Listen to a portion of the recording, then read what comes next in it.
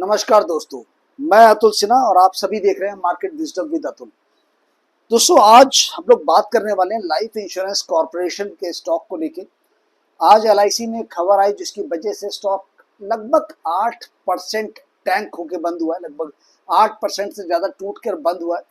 और उसका कारण जो है, लाइफ इंश्योरेंस में जो आज जो गिरावट आई उसका मेन कारण है कि गवर्नमेंट ऑफ इंडिया लगभग 6.5% स्टेक को बेच रही है ऑफर फॉर सेल के थ्रू, यानी कि ओएफएस लेके आ रही है वो 6.5% स्टेक के लिए।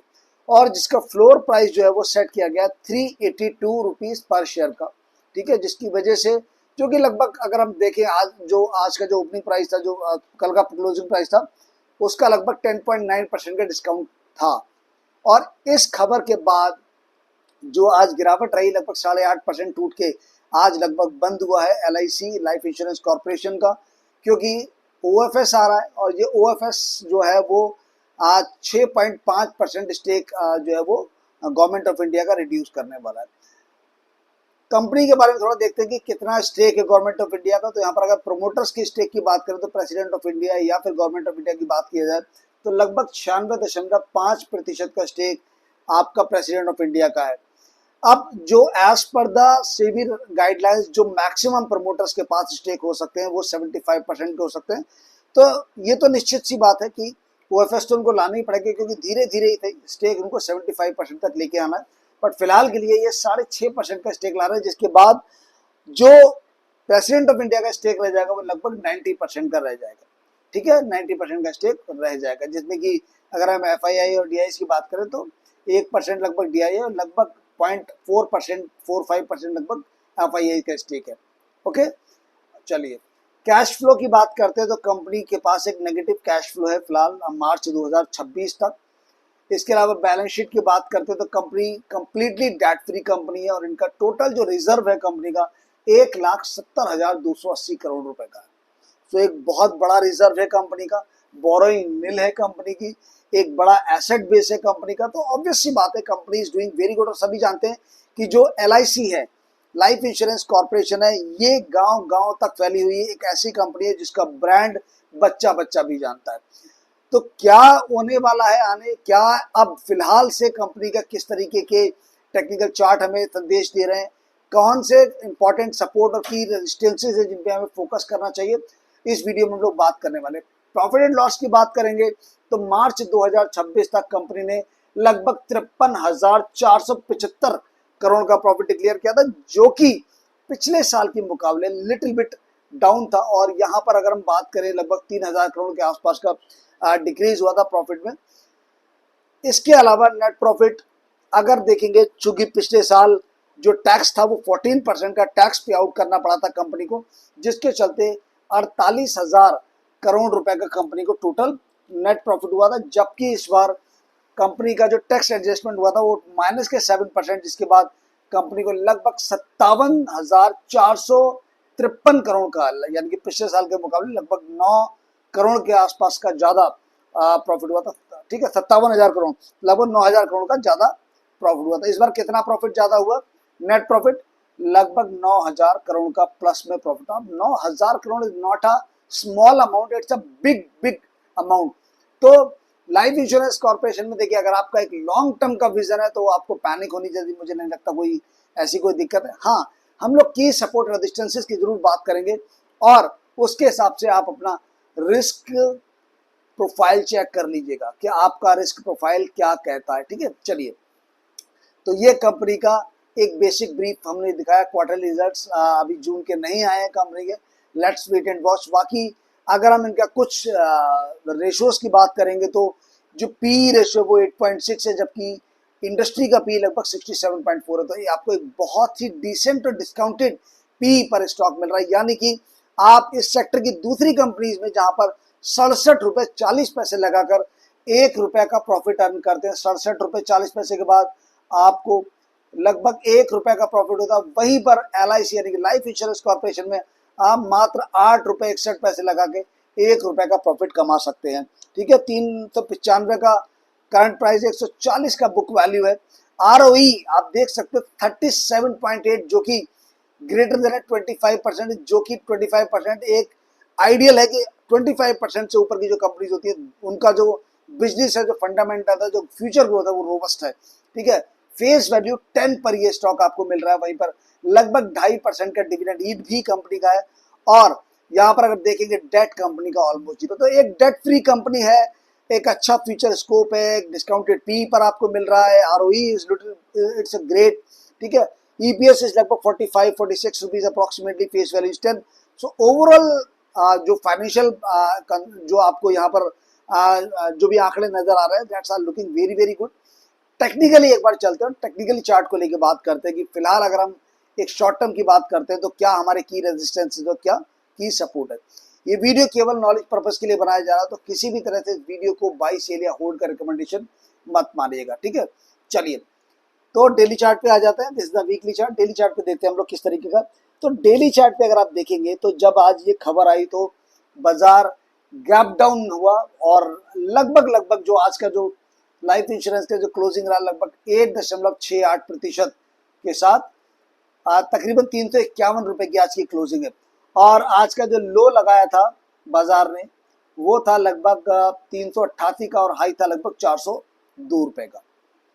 चलिए, अब ये तो एक बड़ा गैप फॉर्मेशन हो गया, लेकिन इसके पीछे अगर हम सपोर्ट की बात करेंगे तो यहाँ पर कुछ इंपॉर्टेंट खास सपोर्ट है 351 और यहाँ पर।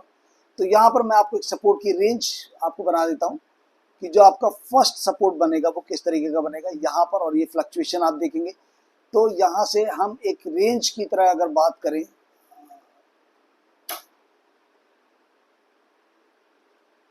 तो तकरीबन 385 से लेके 392 रुपए। तो आप अगर यहाँ पर इमीडिएट S1 की बात करेंगे तो 392 से लेके 385, 392 से लेके 385 के बीच में आपका एक बहुत स्ट्रॉन्ग सपोर्ट जोन है। अगर वो टूटता है तो मार्केट ये जो गैप मेंटेन्ड है इस गैप को फिल करने के लिए आगे बढ़ेगा। और ये जो गैप है आपका, ये गैप आपका बनता है लगभग 372 पे। बट 372 हमारा सपोर्ट नहीं होगा। हमारा जो सपोर्ट बनेगा वो प्रीवियस लो जो है वो सपोर्ट बनेगा। तो लगभग 360 हमारा S2 बनेगा। तो हमारा S1 था 390 था 385 और हमारा S2 आएगा लगभग 362। ठीक है, यहाँ पर आपके प्लस माइनस 2 से 3 रुपए आप रख सकते हैं और इसमें आपको विथ फॉलो अप चलना, फॉलो डाउन चलना पड़ेगा, फॉलो डाउन, यानी कि ये ब्रेकआउट हो जाए उसके बाद आपको नेक्स्ट डे भी मार्केट को सेम डायरेक्शन को फॉलो करना पड़ेगा। अगर वो करता है तो वहां पर ट्रेड कंफर्मेशन होता है। ठीक है, चलिए तो आपको दो सपोर्ट मैंने यहाँ पर बता दिए लाइफ इंश्योरेंस कॉर्पोरेशन के। रीजन ये है कि देखिए ओएफएस लाने का कि गवर्नमेंट के पास 96.5% स्टेक है, गवर्नमेंट को 75% की कैप में आना है। फंड रेजिंग भी गवर्नमेंट करती है टाइम टू टाइम अपने जो होल्डिंग्स को सेल आउट करके। तो यहाँ पर कोई, मुझे नहीं लगता कोई ऐसा कोई नेगेटिविटी के चलते या बिजनेस के कोई दिक्कत की वजह से ये स्टेक बेचा गया। जी नहीं, बिजनेस में किसी भी तरह का कोई प्रॉब्लम नहीं है। एवरीथिंग इज लुकिंग गुड और सब कुछ ऑल सेट, सब बढ़िया चल रहा है, फंडामेंटल्स अच्छे हैं, results are going good. Company का ईपीएस अच्छा है, कंपनी का पी रेशियो अच्छा है, कंपनी का जो return on equity ROE is looking very very sound good है 37 का। तो everything fundamentally stock is sound good. But technically अगर हम बात करें या जो रेगुलेटरी जो कंप्लाइंसेस है जो कि फॉलो करने पड़ते हैं, तो कंप्लाइंसेस के अकॉर्डिंगली किसी भी प्रमोटर का स्टेक 75% से ज़्यादा नहीं हो सकता अगर वो पब्लिक लिमिटेड कंपनी है। तो यहाँ पर चाहे वो गवर्नमेंट ऑफ इंडिया ही क्यों ना हो एज ए प्रमोटर, तो धीरे धीरे आपको स्टेक रिड्यूस करना होता है। तो वहाँ पर अब गवर्नमेंट ऑफ इंडिया 6.5% का अपना जो है वो ओएफएस लेके आई है, 6.5% का ओएफएस। ठीक है, और दूसरी बात जो है देखिए कि ओएफएस का जो प्राइस है वो है, आप देख सकते हैं ओएफएस का प्राइस है लगभग जो इन्होंने रखा हुआ है, एक मिनट,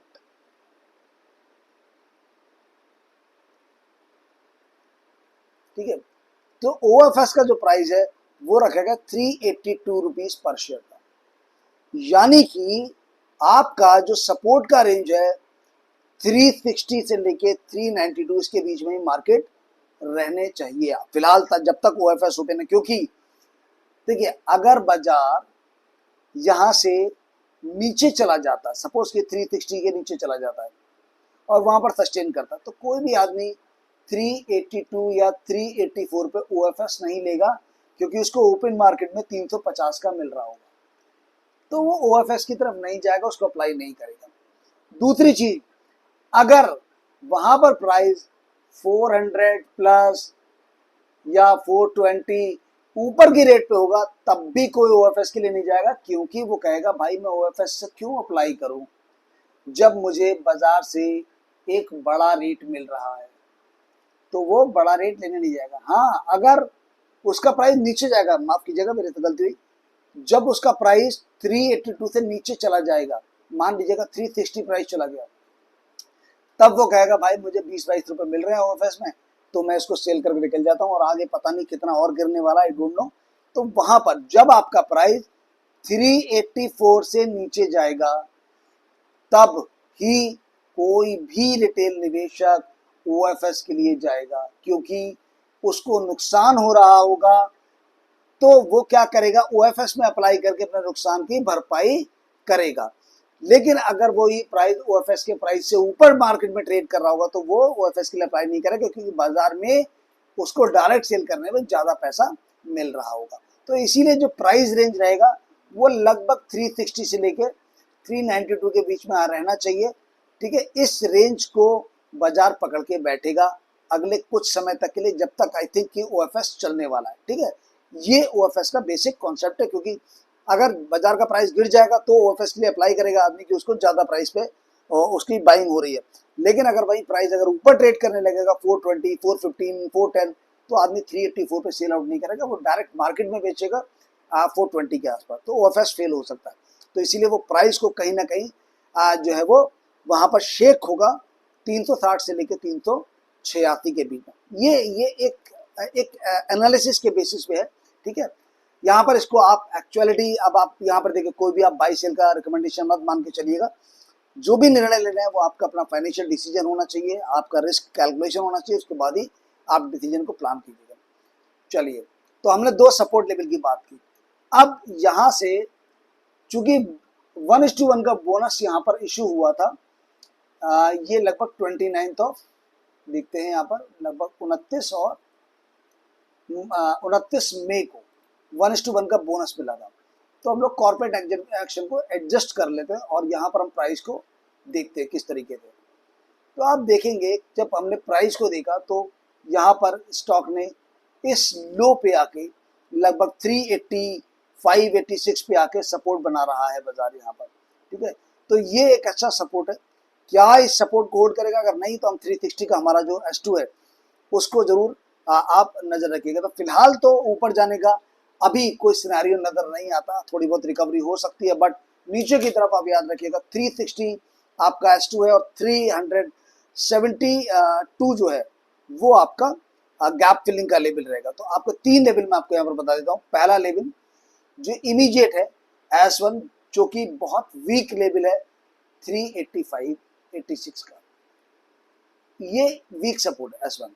S2 जो है वो सेकंड सपोर्ट है 372 का, जहां पर ये गैप फिलिंग हो जाएगा। और S3 जो मानेंगे आप वो 360 का, जो कि प्रीवियस लो है।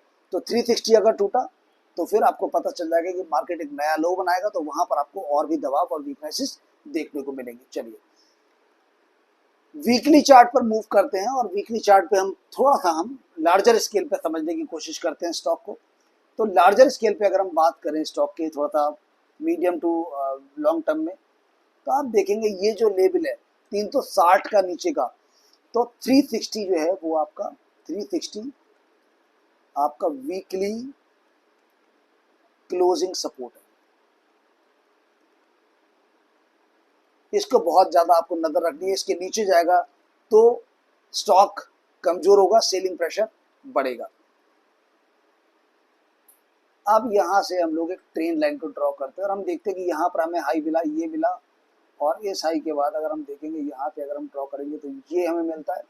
अब जब हमें ये हाई मिला तो इस हाई से हम यहाँ पर एक ट्रेंड लाइन ड्रॉ करेंगे। ठीक है, अब इस ट्रेंड लाइन के हम ट्रेंड चैनल लाइन एक बनाएंगे, और ये रही आपकी ट्रेंड चैनल लाइन, इसको ड्रॉ करेंगे और देखेंगे किस तरीके से ये। तो अगर हम देखेंगे तो बाजार में 360 is the best support as of now weekly closing chart पर। ऊपर की तरफ स्टॉक में आपको मोमेंटम तभी मिलेगा जब बाजार 450 के ऊपर जाएगा, जो कि फिलहाल अभी होता हुआ नजर नहीं आ रहा है जब तक ओएफएस खुला रहेगा। तो ओएफएस खुलने के केस में ये प्राइस का ऊपर जाना मतलब ओएफएस के फेल होने के चांसेस बढ़ जाते हैं, क्योंकि अगर मार्केट में ऊपर का लेवल मिल रहा होगा तो कोई भी व्यक्ति ओएफएस पे 382 384 के रेट पे सेल आउट नहीं करेगा। तो नीचे की तरफ 360 मेरा लेवल है, जो कि काफी पॉसिबल है, अगले कुछ दिनों में हमें आता हुआ नजर आ सकता है। एंड ऊपर की तरफ अगर हम मेजर रेजिस्टेंस की बात करेंगे जिसके ऊपर ही केवल स्टॉक मजबूत होगा, वो रहेगा आपका 300 सॉरी यहाँ पर वो रहेगा आपका 450 से लेके 460 का। जब बाजार इसके ऊपर क्लोजिंग करेगा तभी मार्केट वहां से मोमेंटम में आएगा और स्ट्रांग बनेगा। बट टिल देन आप नजर बना के रखिएगा LIC ऑफ इंडिया में आपके जो सपोर्ट्स हैं। फर्स्ट सपोर्ट आपको मैंने बताया, जो भी यहाँ पर डेली चार्ट पे मैं आपको सपोर्ट फिर से एक बार अपडेट कर देता हूँ। जो पहला सपोर्ट हमने बताया वो था लगभग 385 रुपीज का। सपोर्ट नंबर 2 था 370, जहां पर गैप फिलिंग होगी। एंड जो आपका मोस्ट इंपॉर्टेंट सपोर्ट है वो रहेगा लगभग 360 का, जो कि हमें आने वाले कुछ दिनों में देखने को मिल सकता है। फिलहाल के लिए नजर रखनी है आपको इमीडिएट सपोर्ट 385 पे। क्या वो कल क्या वो ब्रेक होता है कल, और अगर वो ब्रेक होता है तो क्या लेवल वो हमें नीचे की तरफ दिखा सकता है। तो चलिए आज इतना ही है इस स्टॉक के बारे में, कुछ और ज़्यादा नहीं है। हम लोग एक बार फिर से आगे आने वाले टाइम में रिव्यू करेंगे जब प्राइस एक बॉटम आउट करेगा, तो लेट्स सी कि क्या हुआ था वो तक। ये वीडियो केवल नॉलेज पर्पस के लिए मैंने आपके लिए बनाया है। किसी भी तरह का अगर आपको लाइफ इंश्योरेंस कॉर्पोरेशन में कोई डाउट हो, लेवल्स को लेकर डाउट हो, या आपकी कोई क्वेरी हो, तो आप कमेंट सेक्शन में डाल सकते हैं। इसके अलावा अगर आपको वीडियो पसंद आए तो लाइक शेयर कीजिएगा और चैनल को सब्सक्राइब करना बिल्कुल मत भूलिएगा। मिलता हूँ अपने नेक्स्ट वीडियो में कुछ नए अपडेट्स के साथ। तब तक के लिए अपना ध्यान रखिए। नमस्कार दोस्तों, थैंक यू सो मच।